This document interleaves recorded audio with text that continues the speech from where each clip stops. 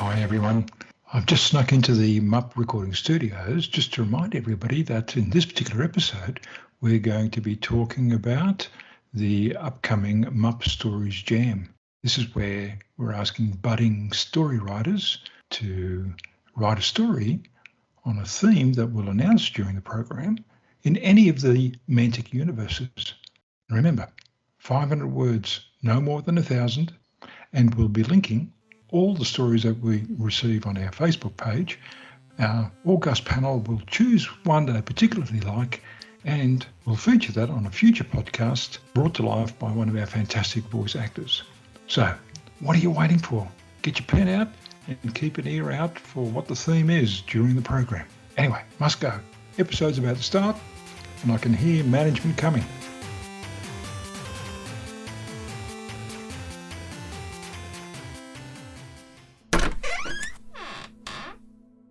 Welcome, wanderers, as we gaze into the mists of the MUPLore stone and discover the famous or forgotten fables of the known universes.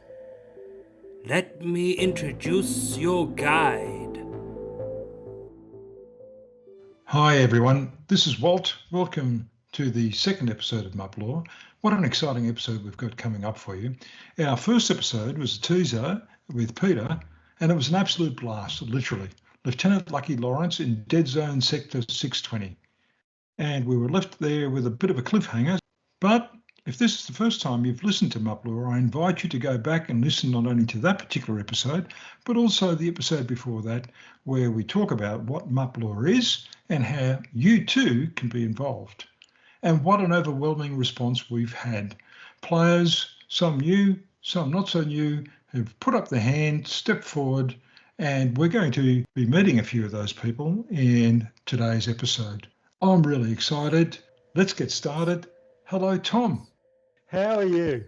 I'm very well, thank you. Well, I'm actually really delighted to be here, especially after enjoying listening to MUP for quite a while now. I have to say I'm not optimistic for Lucky Lawrence's chances, mate. I really enjoyed the first episode of MUPLore, but yeah, he was in a sticky place, I think. Tom, it's great. I mean, we're going to be interviewing quite a few of our other team members. So first of all, as if the listeners probably haven't picked up on this, where are you located? So, I live in Dunfermline, Scotland, with my wife Donna and daughter Temi. We moved here from Edinburgh, the capital of Scotland, about 10 years ago, just for a bit of space, a bit closer to the country. It's a nice place, Dunfermline. A lot of people don't know about it, but it was Scotland's capital at one point. Is that right? Yeah, in medieval times, it was Scotland's capital and the seat of the kings, and there are many kings buried here, including Robert the Bruce. I probably shouldn't talk too much about that because it does inform the narrative of my halflings, which I'm hoping to get to at another episode. Yeah. Oh, spoiler alert. Well done, Tom. Hi, this is Alessio Cavatore, and you're listening to the Mantic Universe Podcast. So many universes, so little time. We don't necessarily all play Mantic games. What games do you play and are feeling very passionate about? First and foremost, I think fantasy role-playing or role-playing games, tabletop role-playing games has been my sort of mainstay for years now. My first forays into fantasy role-playing was about aged 10, playing Tunnels and Trolls in 1985, and I moved on to Middle-earth, MUP role-playing, and we played all kinds of sci-fi and, a lot. It would be an exhausting list for your listeners to listen to. In terms of wargaming, though, I really only played a little bit of Warhammer Fantasy Battles 3rd edition, so it was just a big book at that point for £13. How the times have changed. Well, they have changed, haven't they? Yeah, and I think I played a little bit of wargaming. I painted some models as a teenager.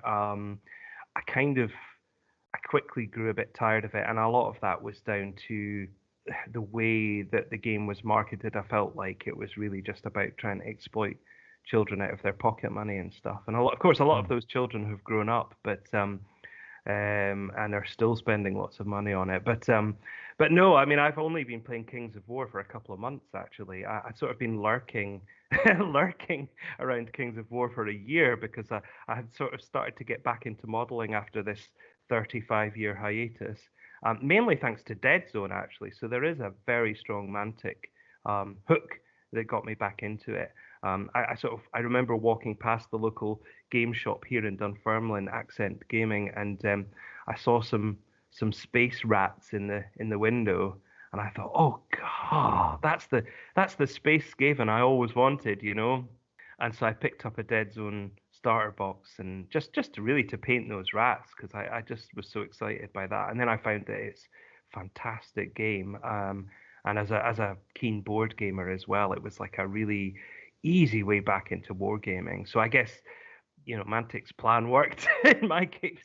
Tom, so from Dead Zone, you walked into Kings of War? How did that happen? Not straight away. I started playing a solo narrative game called 5 Parsecs from Home, which I know I've already tried to talk you into getting, Walt. But I guess I'd been wary of how focused Kings of War was on competitive play in tournaments. Like I had really felt like, you know, I was interested in fantasy battles and the idea of mass fantasy battles.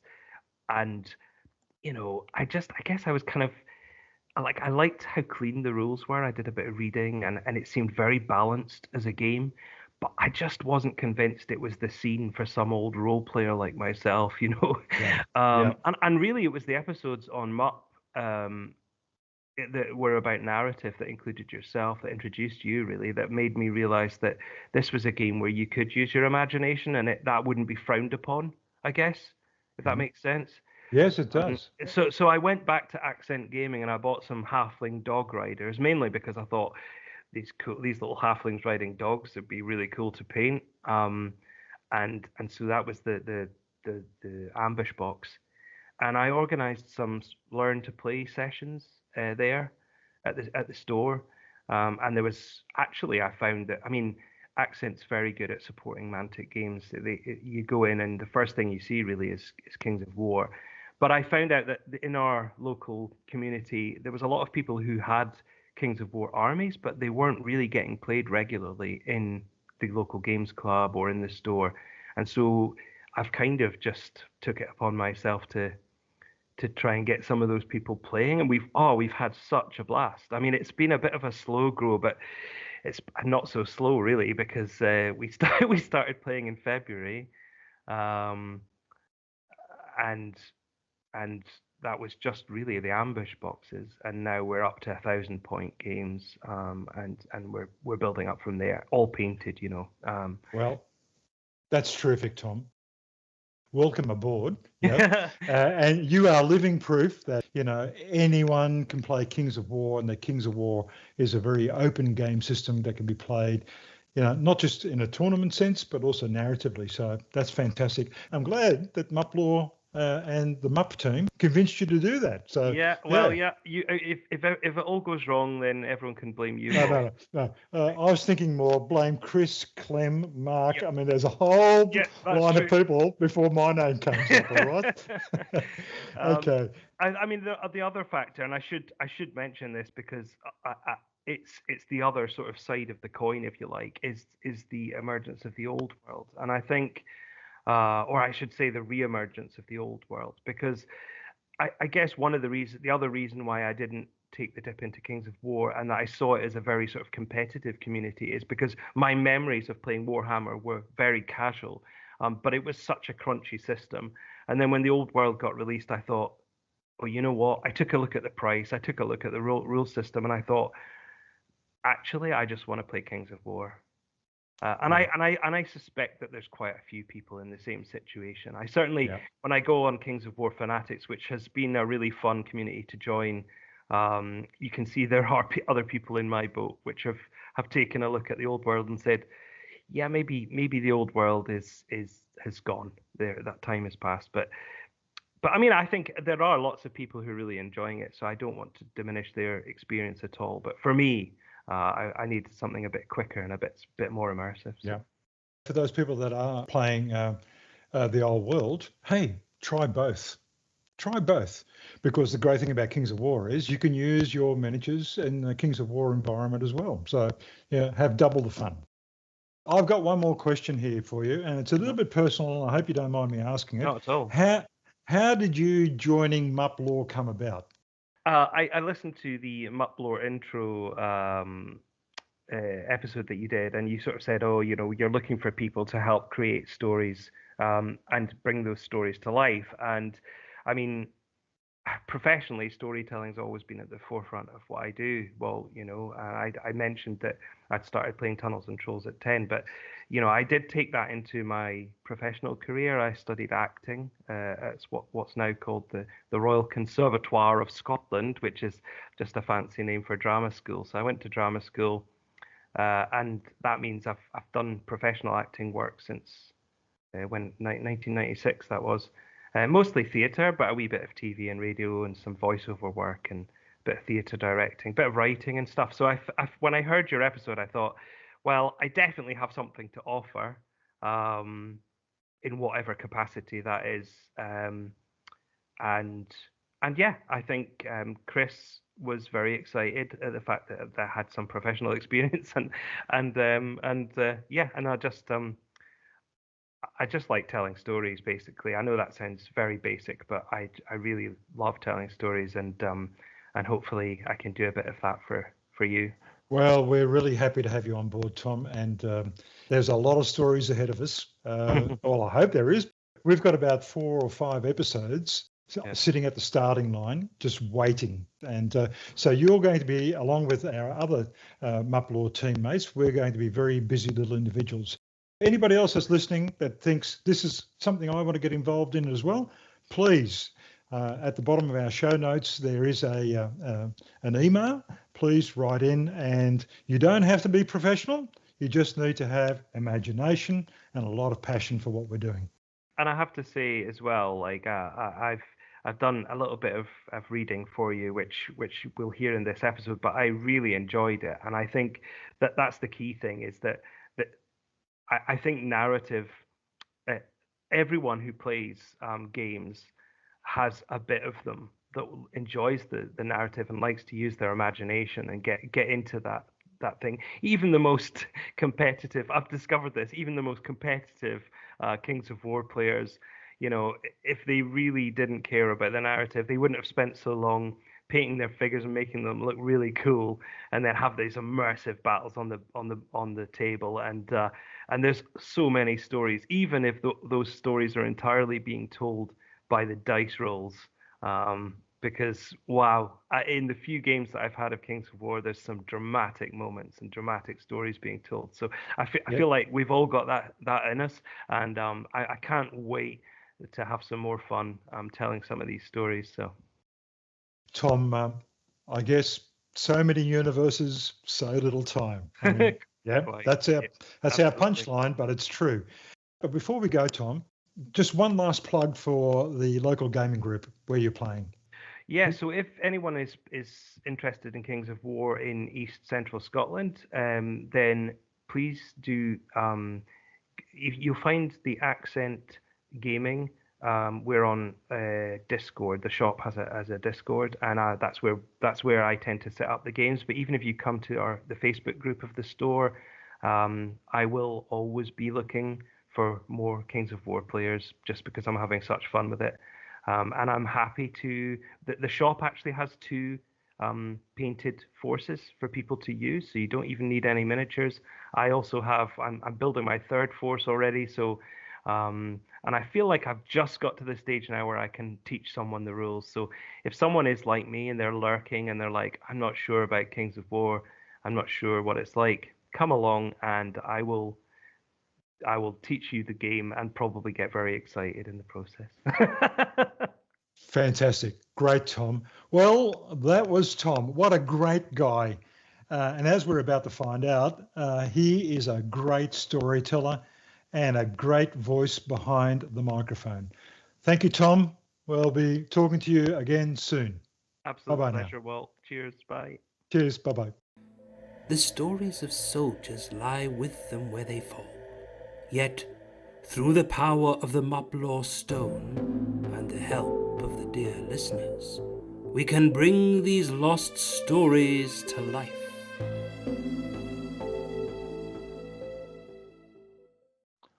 Well, dear listener, we've come to part 2 of our podcast, and in this next part, we're going to talk about a topic that has grabbed the interest and the imagination of the player community in recent weeks and months, the Order of the Brother Mark. And on the back of some of the other podcasts that have already been made about the Brotherhood, we thought it would be great to go behind the scenes and find out and experience what it means to be a knight in one particular Order of the Brother Mark army, the Order of the Ivory Tower. Fortunately for us, we are joined by a long-time player and expert in this theme, army. Hello, Kevin, all the way from the United States. Hi, everybody. Thank you so much for coming on and talking about the Order of the Ivory Tower. I'm totally intrigued. I'm going to be all ears. And we're going to have a storyline wonderfully narrated by Tom, who's going to bring your army to life as well. Beautifully written by you, Kevin. So thank you very much for that. I'm really looking forward to that. But before we get into that, Kevin, can you just tell us a little bit about yourself and your gaming background? When I was in, I want to say, late high school, early college, this game called Warhammer Fantasy was brought to my attention. And what really got me going was the lore aspect behind it. But Warhammer has this as deep as you want to go, as far as individuals and factions and rivalries going back, quote unquote, thousands of years. And that really spoke to me and brought me into the wargaming world. And as we transitioned out of fantasy into this Kings of War, they had the chance to start anew, basically, right? Like that second edition really brought in a bunch of different armies, particularly my army, which was Bretonnia, and you could take with it and run with it in any way that you wanted. And I really did. And so my own faction, the Order of the Brotherhood, with my own army, really follows the timeline of the Brotherhood and as it made a transition into the Brother Mark. My Basilean spies have told me a few things about you, Kevin. You can confirm or deny. You've been a wargamer for nearly 20 years. And over that 20 years, you've really maintained a focus on knight-themed armies. I've also found out that you're also quite respected and known for your above-average sportsmanship and painting scores over there in the United States. Would that be true? My wife likes to call me the best loser, right? Like it's really easy to be a great sportsman when people are punching you in the face because you're bringing in those knight armies. This is Fred, reminding you to visit the Kings of War forum, kowforum.com. No ads, no commercials. That's kowforum.com. I think my background, particularly because it leans into when I was in college, my focus was in medieval studies. So my natural inclination was Bretonnia, and then it kind of transferred over into the Brotherhood as we made that transition. I like that humans don't have a specialty. They really have to work for it. In a world of fantasy races that can do just basically about everything, they're always that middle guy. And so playing with an army where you feel like you have to like scratch and fight and claw for every inch, that just comes naturally to like an elf or a dwarf or a lizard. We're definitely going to hear a lot more about that fighting and scratching. Kevin, thank you so much for introducing yourself. A final question before we listen to the first part of the storyline. Where did you get the inspiration for the Order of the Ivory Tower? Some of your listeners may know of a gaming group called the War Kings, or at the very least, a couple of their more well-known characters, like Ron Ricky, who's the Great Khan, or K2, who's like Skullface. When I was invited to join this group, you can feel the weight of that fluff, right? Like they are a bunch of people who are absolutely in love with world building, just like I am. And so when I was brought into it, the pressure's kind of on. But what's really nice about the War Kings is they have their own pseudo part of the lore, but maybe slightly different dimension called War Kinglandia. It allows you to kind of develop your own lore, right? You can place it in a never before or newly discovered zone. It starts to have interactions with other players as you begin to fight them. And overall, it gives you a sense of who you are, not just the group, but in that war king or kings of war type of world, rather than just, models, little plastic men being pushed around. Are you bored of talking about stat lines? Listen to MUPLore with Walt.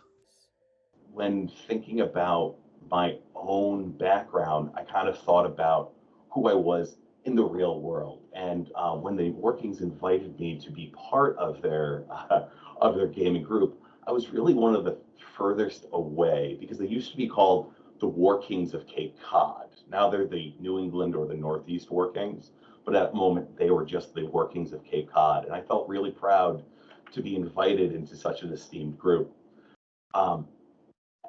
That said, to give myself a little bit of individuality, I always got teased a little bit because I'm from Connecticut. And, I don't know how many people know the state of Connecticut, but the state of Connecticut sometimes has a reputation. It's kind of, it's a small state wedged between New York City and Boston. And so very often it's known for its suburbs, or whenever there's a Hallmark movie, it's, it's stages in the northwest corner of Connecticut. And so I kind of wanted to, lean into that a little bit. And it's also known for its academics.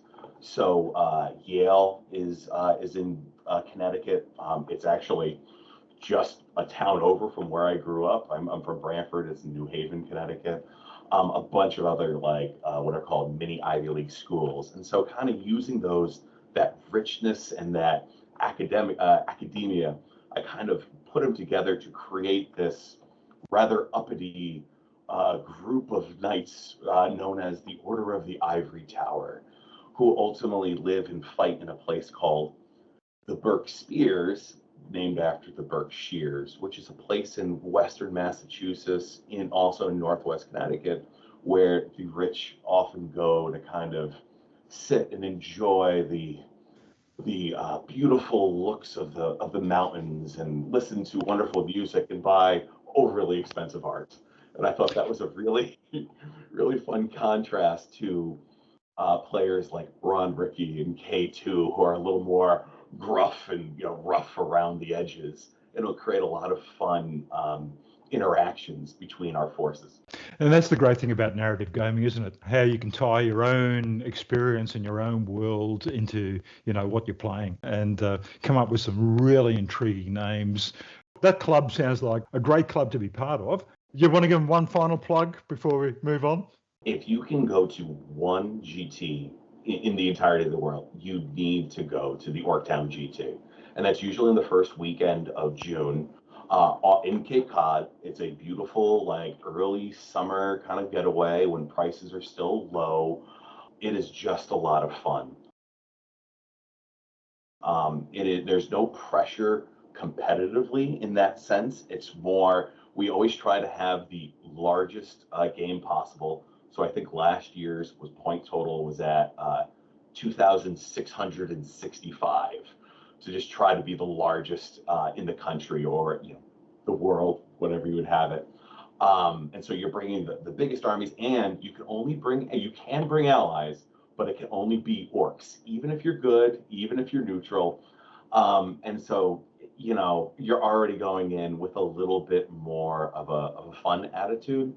And then there are prizes every which way. It's in, oh my gosh, what do they call it's that ice game where you push a little thing and it hits another one. They do it a lot in Canada. You're talking about ice hockey? No, not ice. No. Oh my gosh. What is this thing called? They have a little stick and it has a little C on it, and then they push it down the ice, and there's a guy with a scrubber. Kevin, he's like, yes. Kevin, you're talking to an Australian. We talk cricket, right? Rugby league, right? Oh my God. Don't ask me. Right? Give me one quick second. Let me find this ice sport. Okay. With a broom. Oh my gosh. So, dear listener, while Kevin's looking it up, there it is. What is it? Curling. Curling. Yeah, it's played we play the GT in a curling club. Right. Originally, it was in a back alley bar where the Right. tables were actually on pool tables. Yep. And I kid you not, it just is the essence of the War Kings, because it's all about. Okay, so dear listener, MUPLore isn't just about narrative gaming and storytelling. It's also about sports, right? Where you can find out the weirdest sports and how they're being played. So getting back on topic, thank you very much for that, Kevin. Oh, you're so funny. That is a fantastic introduction. It's time to sit back and listen to their story. Across the battlefield lay remnants of fierce conflict, the air itself choked with the acrid scent of blood and smoke. Amidst the chaos stood a lone knight, his armour battered and dented, his breath heavy from exertion, yet his hand, emblazoned with the red cross of vengeance, still held firmly to his sword, a relic of his order. He stood there, resolute as his people had done for millennia, a symbol of defiance against the darkness that threatened to engulf the lands of Pannithor. And that threat was more real than any in living memory, perhaps since the time of Valandor. As the haze of battle began to dissipate, its sinister form took shape, an abyssal, its form twisted and grotesque, its skin, a sickly shade of charcoal, rippled with unnatural power. Jagged horns protruded from its skull like the twisted branches of a cursed tree, and in its hands a demon blade, its twisted curves a mockery of the knight's own noble weapon. With a guttural snarl, the demon locked eyes with the weary knight, a clear challenge passing between them. In that moment, as the tension hung heavy in the air, they both knew that only one would emerge from this final confrontation.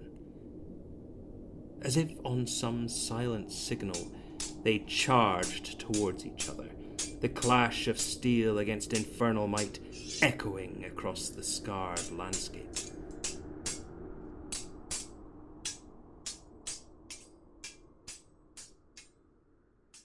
Wow. Kevin, back to you.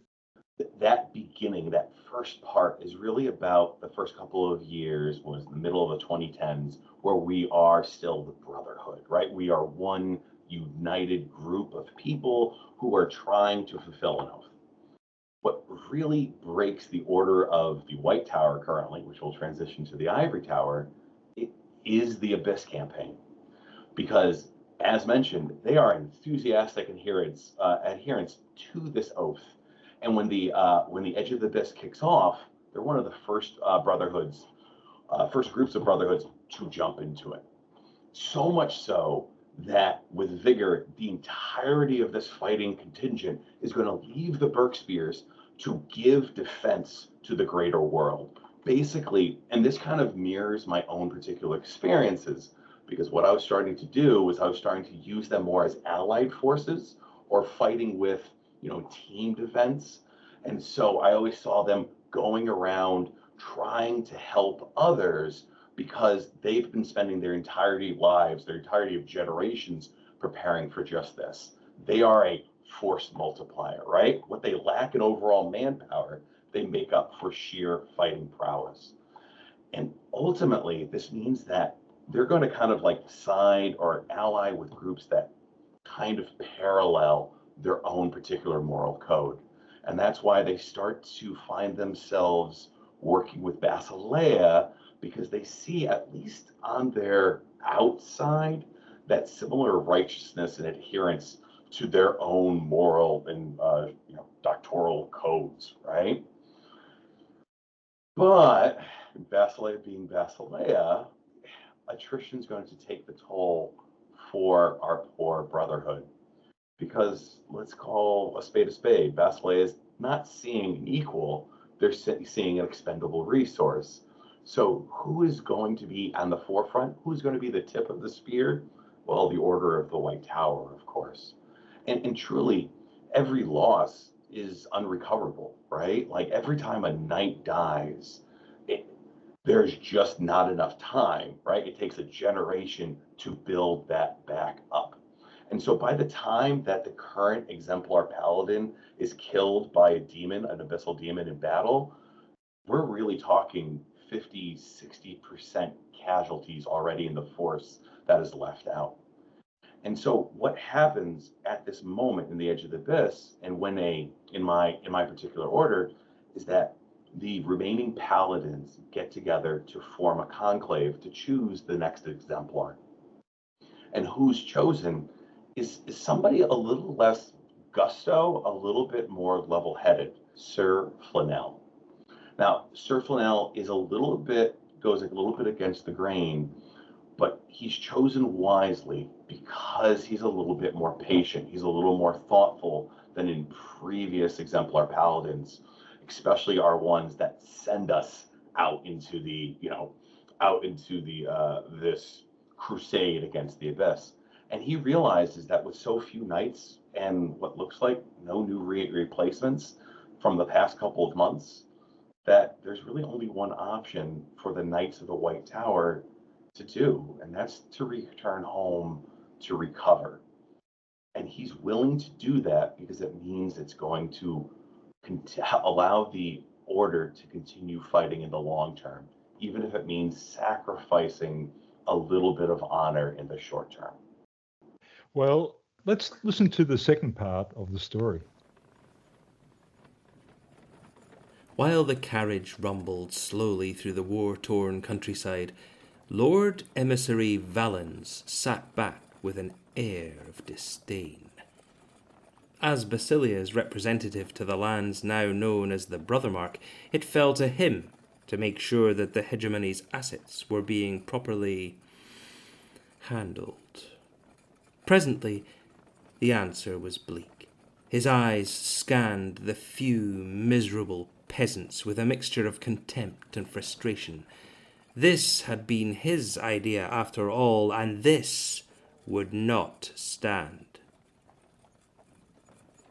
"Look at them, Gratian," he sneered to his follower, a rather foppish nobleman who had funded much of the Brotherhood's refounding in the area. In truth, this was no charitable endeavour. Everyone at the Golden City knew Lord Gratian was looking for a stepping stone into the inner circles of the hierarchy, just as Lord Valens was. And he wasn't going to let anyone take it away from him, no matter how much money they threw at it. Pathetic creatures, barely worth the dirt they till. A complete waste of Basilian coin. He paused. Speaking of waste, Valens turned his attention to the knights who rode alongside the carriage, their bright golden armour a marked contrast between defender and defended. "These so-called Brothermark orders," he scoffed. "They cling to the oaths like children to their toys, but soon they will know their place." Too true, my lord," Gratian fawned, even as he leant in, his voice becoming barely an avaricious whisper. "And the decree, my lord? What of the decree?" A cold smile played across the emissary's lips as he produced the scroll from an inner compartment within his robes. Although small, its seal of the hegemony radiated a divine power that seemed to light up the carriage, a power all civilized folk in Pannithor recognized as coming straight from the Celestials themselves, or at least their most trustworthy human servants. "The decree," he said with a relish, "will see our return on investment finally secured. We will rule this land, and there's nothing that these backwater knights can do to stop us." Valens' follower nodded eagerly, his eyes alight with anticipation. "And what of their reaction, my lord? Do you think they will resist?"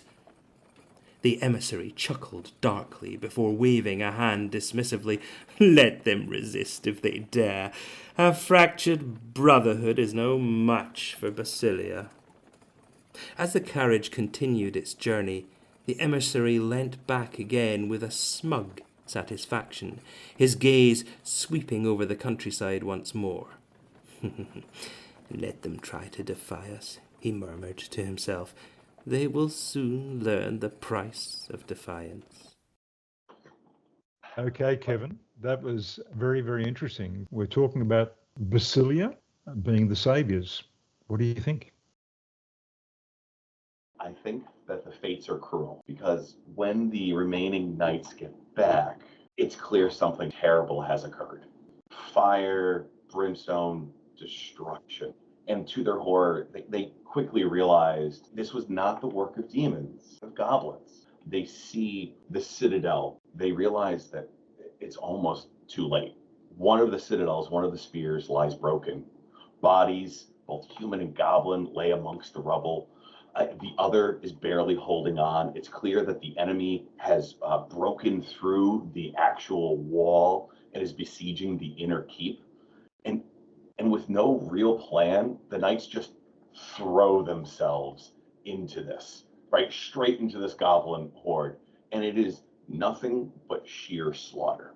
You know, when lances are broken, swords are drawn. When swords are dented, knives are pulled. And when all else is gone, these once valiant knights are literally throttling these green-skinned little buggers with their bare hands. It was said that after it was all done, the knights who had come to save this keep were so blooded, were so covered in the black blood of these goblins, that it took a few hours to convince those still hanging on in the inner keep to let them in. But what little remained came back together, and it was really with a heavy heart that they realized they were out of the war. That's where Basilia comes in. And hearing of their plight, they began to say, "Hey, we can offer you some money. We can help rebuild you. We can help bring back your citadel and that ability to fight for honor. If only that you come into alliance with us." But there really was no other choice. If they said no, they were doomed to die. There was not enough left. And so a deal was struck. And what became is a new order called the Order of the Ivory Towers. And so on the outside, it looks better than ever. Every knight now isn't just in armor, but they are in gold armor. The citadel is not just rebuilt, but it has all the latest technologies. By the time they're able to rebuild, they're looking around and seeing themselves and going, we are leagues ahead of all the other smaller chapters in the Brotherhood. And it is clear after the Edge of the Abyss that none of these chapters can handle it on their own. They see this as an opportunity to showcase what they can do and what it means to be connected to Basilia. And so when these exemplar paladins from these different chapters get back together, it's really Lord Flanell pushing them to act like the old Brotherhood, to go out on the attack again once more, even though it would mean higher casualties, right? Even though it would risk more. But if you just look at us, we'll be able to do it. You just have to believe taking this step is the right choice. And for the other exemplar paladins during the meeting before this battle, they're pretty wary and they outvote Lord Flanell as to what to do. They try to keep the force of Brotherhood, I'm going to say that with quotes at this point because it's beginning to shatter, on the defensive and force what is basically an abyssal army to attack them, to take the casualties. But when the battle is started, it's those golden boys, right, in the golden armor, riding those monstrous steeds, are chanting the war cries of old that reinvigorate the rest of the Brotherhood. And they all leap from their defensive battlements and storm across to engage the Abyssals once more in heroic, honorable combat. They do win, but the casualties are staggeringly high for the other chapters. And when Lord Flanell comes out of this, he can't understand the anger the other paladins have from him. literally pushing and kicking him out, going, "We don't want to see your face." And in that moment, Lord Fennell feels truly and utterly lost, but can't say that to his men, right? They did exactly what was asked of them, what generations of Brotherhood have. They've also known that they've lost something, that they've broken, and that the Brotherhood post-Abyss is not going to be that. And somebody is going to have to hold on to that original oath, hold on to that original meaning of what it meant to stand at the edge and refuse to back down. And he is reinvigorated as he comes back to the Berkspears, refusing to accept anything less than what was asked of all other exemplar paladins for generations. Well, every alliance has a price. And I'm sure things haven't been standing still in the background either. I mean, their allies have been watching. And I believe there's now an emissary on the way. Let's listen to the final part of the story to find out what this emissary is going to ask of Lord Fennell. By late morning, Lord Emissary Valens and his entourage made their entrance into the towering citadel known as the Spears, its gates adorned with the intricate carvings of heroic deeds from exemplars past. Led by a retinue of stern men-at-arms, the Basilians found themselves within the Order's expansive training grounds.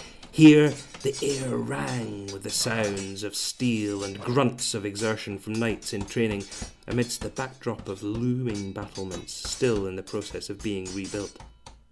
Such reconstruction was evident across the castle, every stone and timber piece meticulously crafted to restore the Spear's former glory. Yet, amidst the clearly Brotherhood-inspired fortifications, there lingered a subtle aura of foreign artistry, a testament to the skilled hands of the Basilian craftsmen who had lent their experience to the endeavour, their touches of elegance blending seamlessly with the fortress's sturdy architecture. A fitting reminder of who was really in charge, thought Valens.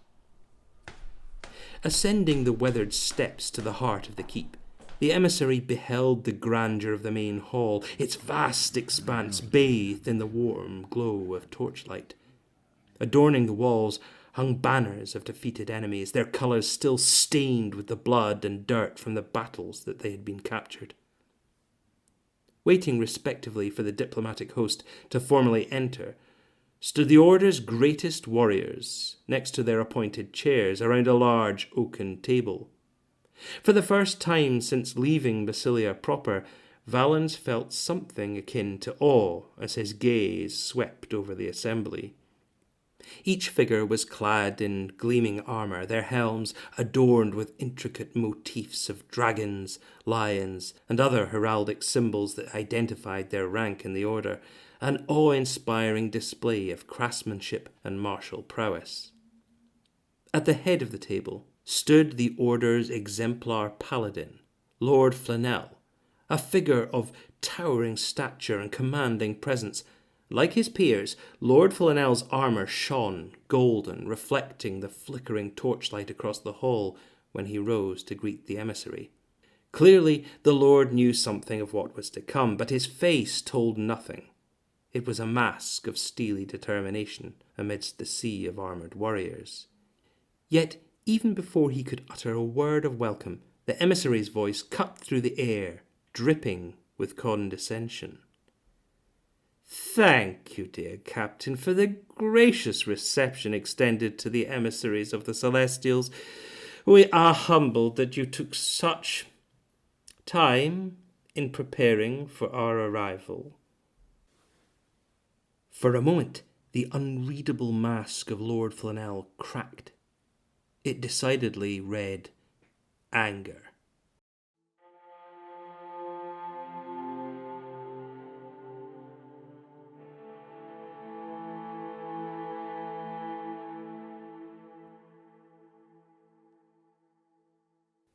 Much to Valen's chagrin, the Lord of the Ivory Tower just as quickly recovered, and, Knowing what must be done, he bowed his head in apology. "My Lord Emissary, I apologize for the course recent events have taken, and I understand full well the discord my choices have caused." Although not the breakdown he needed, Valens savoured it. It was not often a military man, nay, an entire chapter of knights supplicated to a single man. Truly, when word of this got back to the city of Golden Horn, his star would be on the rise. He just needed to make sure it would be fully ascendant. With an imperious wave of his hand, Valens dismissed these formalities. "It was precisely because of these missteps that I stand before you." With deliberate slowness, the Lord Emissary unveiled the decree, finally undoing the seal. "It is with the blessings of the Supreme Diocese of Basilia, the full agreement of the High Council, and the Celestians Aster, Celestin, and Danica in witness, that I give the following decree. Due to the recent unwise decisions made by the Order of the Ivory Tower that have not only damaged the reputation of the hegemony, but rebuilding of the Brother Mark, we have deemed it necessary that Lord Flanell, exemplar paladin of the Order, step down immediately. From hereto hence, all future exemplar paladins will be named by the High Council. Until a suitable exemplar paladin is chosen, the High Council has instated Lord Emissary Valens as Regent Command."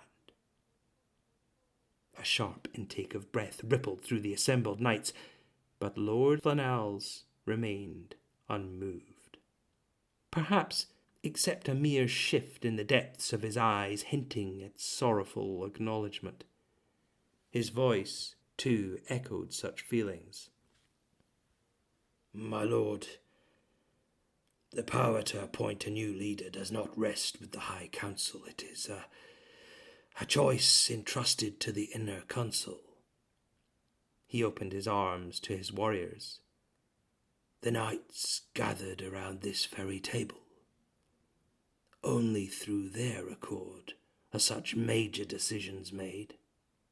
The fool, thought the emissary, still openly wearing his smug grin. The learning will see this done. Although he could not be certain, as most of Lord Flanell's fellow knights still wore their helmets, he knew that the vast majority of the Order's knights had undergone the rigorous training and indoctrination of the Basilian ways. Far be it for the hegemony to ignore tradition. Yes, let us leave it to a simple vote. An eerie silence descended upon the hall as the masked visages of the knights stared back, cold and impassive, revealing nothing of their thoughts of emotions, leaving the fate of the Order hanging in the balance. Not giving anything away here, Kevin, but depending on which way this goes, how could this change things for the Order? Could swords be drawn here? It's a possibility. This emissary is clearly out for himself. He is using this as a way of a stepping stone to move himself into the higher echelons within the Golden City. And this, backwater knight is not going to keep him from that. Well, I think that this is a perfect cliffhanger. Yeah, I don't want you to tell us any more because I think I've got a sense that this is going to be played out in a few games and the storyline's going to keep developing. It's an excellent story, and it's a story that you've developed over a couple of years. Oh, since the Brotherhood came out with that, was it second edition? And obviously you've also painted the army to reflect all these characters as well. Oh yeah, truly. Most of my army is painted in gold. I really love the look that it gives, especially with the strong color contrasts of blues and reds.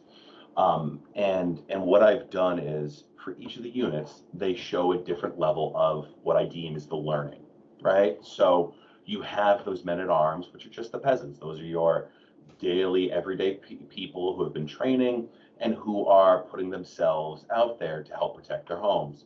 But as you get into the knights, like the Knight Initiates, or the Valen Skirmishers, or the Knight Paladins, each of them began to wear more elaborate, more ornate armor and more gold as they continue to work through that training regimen until you get to the Order of the Abyssal Hunt, who are literally these knights with ginormous pauldrons riding these monstrous demi-griff kind of looking things to showcase what somebody who has fully given themselves to the oath of the Brother Mark will look like.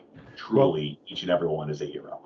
They sound absolutely terrific. And if anybody wants to actually see your army, pictures of your army, I believe you have a Facebook page. That would be the Order of the Green Lady and the Order of the Brother Mark. We accept everybody, whether you're a knight or not. We're actually pushing for our newbies out there who are looking for model ranges right now. We're working towards that, providing really a plethora of different options from individual types, like, hey, I'm looking for a monster, to, hey, I'm looking for a new range. We're also going off right now with more of a story kick, because this is clearly given me that impetuous to continue to add to other pieces to more expand the lore. And we would love contributions from anybody, whether it's a brief mention of the Brother Mark or the Order of the Green Lady, or really centering their particular stories or fluff around those concepts. I'm Brandon Rossbond of Winged Hussar Publishing, and you're listening to the Mantic Universe Podcast.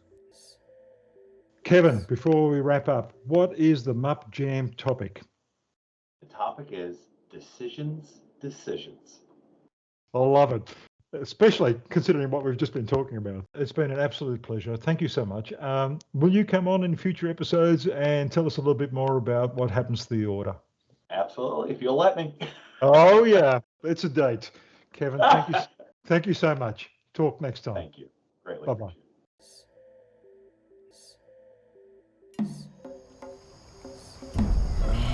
I'm not so sure about this place. We'll be lucky to get out of here alive, I reckon. Where's Mark? I'm right here, hanging upside down. Some bog vines got me sprung up here. Cut me down, will ya? Oh, and try not to cut off my leg. Oh, what was that? Where's Gad? He's looking after the pack mules. Well, was. Blimey. Fish food. Look! Clearing! Ruins! Hey, there's the door. Let's go. Hang on! Mark! Wrong door, obviously.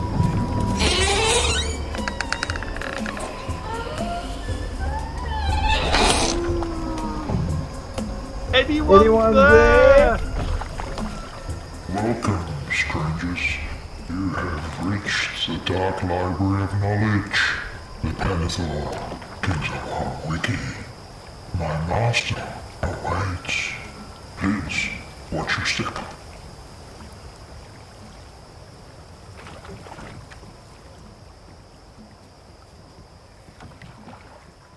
You will have noticed that there's been a lot of activity and energy and some fantastic updates happening at the online Pannithor Kings of War Wiki. And over the next few minutes, I'm going to be talking about the wiki, but also I'll be talking about the person who's been doing some absolutely terrific work with it. Hi, Dave. Hi. How you going? I'm all right. How about yourself?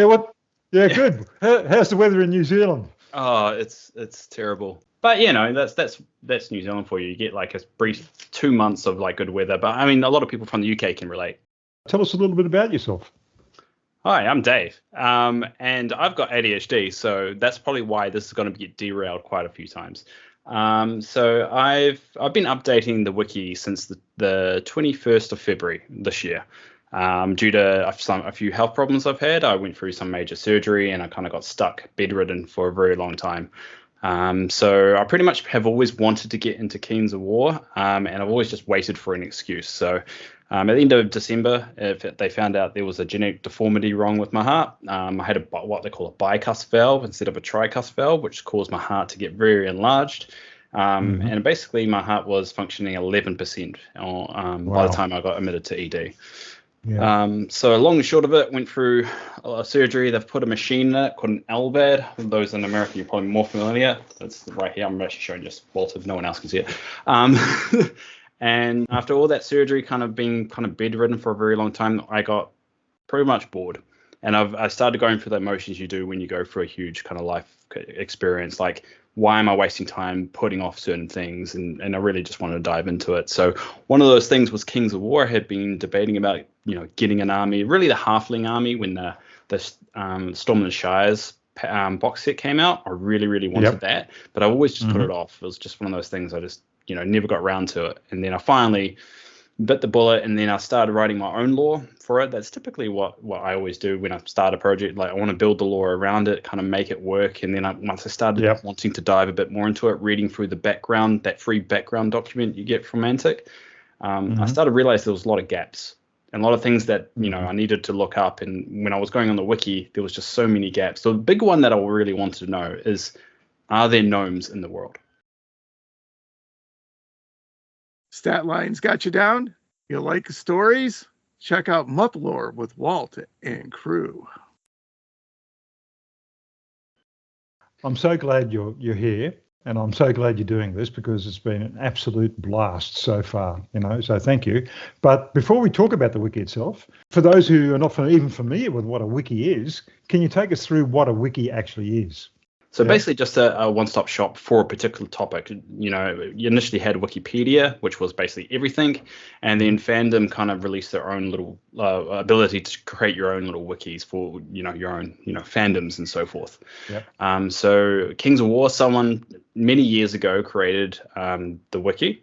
That wasn't me. I'm just the most recent person to come along to do all these updates, and the idea behind it is a fan-driven Wikipedia for Kings of War, for everything, for Pannithor, I should say, rather than just Kings of War. So anybody can actually contribute. Anyone, correct. And I hope they do, because it's a lot of work for one person. Yeah. Let's talk about, what does the Kings of War wiki actually cover? Are we just talking about the lore, what's coming out in the main rule books, or is there more? It's really up to us, being the fan, to just decide what's actually included there. So I think there are some preset rules when people create it. So it's pretty much anything Kings of War related, both on the table and also the lore. So we've got the actual table stats for units and so forth from every edition.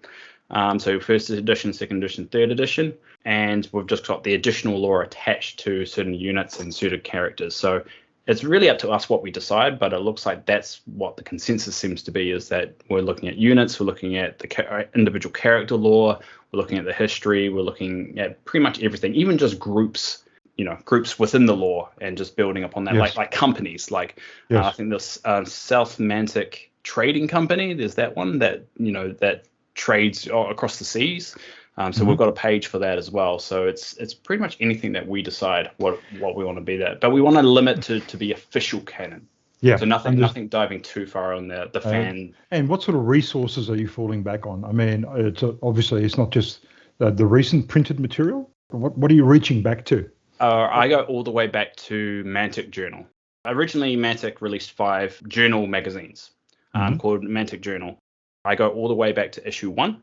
If you go under the resources tab, you'll see all the resources that we use. So you're looking at the Mantic journals, you're looking at all the source books, you're looking at the short stories on the website, and you're looking at the novelizations as well that have been released. But some of it does get a bit conflicted, but that's the whole point of the wiki, is to kind of straighten it out. Because what ideally you want to be in a situation that you've got a new person coming along to Kings of War. They want to get into the lore, or they want to build an army that's tied in with the lore somewhere. So they should have the ability to go anywhere in whatever faction they want to do and start building out the armies from there and kind of understand it from day dot. Yeah, it makes a lot of sense. can you just give us a sense of the scope of the sort of work that you've done in the last couple of months? I mean, what? Yeah, I know. So I'll read out the stats because I got it on my screen because I knew you would ask this. So I signed up officially to start doing the updates on the 21st of February 2024. Now I had been reading a lot and doing stuff before then, but that's when I officially made an account to do the updates. Since then, I've done 13,501 edits. Oh my God. And it sounds like I don't have a life. I do have a lovely girlfriend of 4 years, and I've been stuck in the hospital, and I'm actually back at work as well. I have a full-time job, so I do a lot on the side. It's a fun thing it's like a puzzle. I'm putting all the pieces together, trying to fill in all the blanks, and the writers of the novelizations have been so open to reach out to talk to me and just have really good discussions and clarify a few things. And it's just been amazing. I want to encourage people to get into it because there's a lot there still yet to be done. Well, Dave, you are an absolute champion. Lots of new members joined you on the Facebook page. So you have a Facebook page, correct? It's not my Facebook page. I want to stress none of this is mine. I'm just the current kind of person who's been doing the updates. Who else is on the Wiki team? Typically been a solo affair. I mean, Mark Barber has been very involved as well. He's one of the writers. He wrote Heroes Fallen, Steps to Deliverance, and Faith Aligned. So he's been involved in doing some updates as well. And Mark Cunningham. The Wiki is actually is a project that involves lots of people. Please, if you're listening to this and you get excited by this, reach out. There's Dave, but there are other admins, and moderators on that Facebook page, I believe, and there are group experts as well. So go there, find out who they are, and if you can click a mouse, you can do it. Yeah, that's the way I see it, and I'm more than happy to kind of, if you want to help out, even just the tiniest bit. You could just reach out and say, do this, and it could be a simple case of just clicking here and then filling in the blanks, or even just doing some research. If you've got a source book, just read through it. I mean, the background book is free, and all that hasn't been kind of sift through and cataloged yet, so you can easily just download that and take it from there. There's so much you could do. If you enjoy just painting, we could even just give you a task of paint this character because it doesn't have a picture yet or something. That's a great idea. That's an excellent idea. As we said, there's lots more people involved. Please do get involved, but no hate mail to Dave if there's a spelling mistake, right? There's plenty of other people you can send that mail to. I hate spelling mistakes, and I've discovered a spelling mistake that's lasted for 5 years. I found that was in, I think, was Uncharted Empires. There's been a spelling mistake in there that has carried on to source material to the point that's on the companion as well. And I've actually built, and I hope they don't hate me for this. No, they don't. I built a page about the spelling mistakes in the source book, and it's stupid. I know, spelling police and all that stuff, but for some reason it's annoying me. Like I found a character's name who spelled wrong today, and I've gone in there and updated it, and it's just like, I don't know why. It just for some reason it bothers me now. Maybe it's because they fixed my heart, and now my brain has triggered the spelling police kind of portion of it. Right. Well, can I just say, I, for one, I'm a Virgo. Yeah, I'm grateful, right? Bad spelling gets me going too. Well, Dave, it's been an absolute great time having a chat with you. I mean, I could chat for hours. The good thing about it is we'll be hearing from Dave in future episodes because he's kindly volunteered to join up with the MUPLore team to provide a semi-regular feature called Wiki Spotlight. There's definitely a lot of stuff we can cover, especially if there's like a particular, faction. And I would say if anyone's got any questions, anything they kind of just want to know more about, just reach out. I mean, sometimes if you go to Wiki, like the gnome thing, now there's a fully fleshed out gnome page. And if you just want to just kind of know about something that's not there in the Wiki, reach out. We can do a bit of digging, at least get you something, and then maybe that will help. We might actually do a spotlight on gnomes, on MUPLore. I don't know. I'm not promising anything, okay? And we'll glean some insights into existing lore and maybe even some long lost lore. You never know. Or there's a lot of it.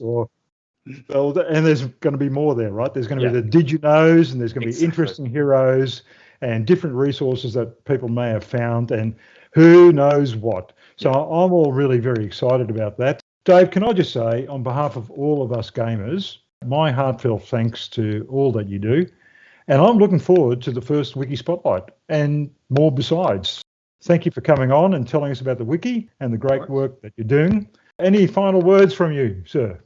No, just use it. Use the Wiki. I mean, if there's something missing, reach out and just enjoy it. And if it's not, if you want something out of it, let me know, because I'm pretty much going a little bit solo of kind of just doing it until someone says I want this or I want this. So just use it, explore it. Good on you, mate. That's fantastic. So, dear listener, if this is the first you've ever heard about the Pannithor Kings of War Wiki, I invite you to check it out. Also contact Dave, as he said, and the rest of the Wiki team on the Facebook if you've got any ideas. We will provide a link in our show notes, and let me just tell you, you will be amazed. Thanks, Dave. All right. Thanks, Walter. Cheers now.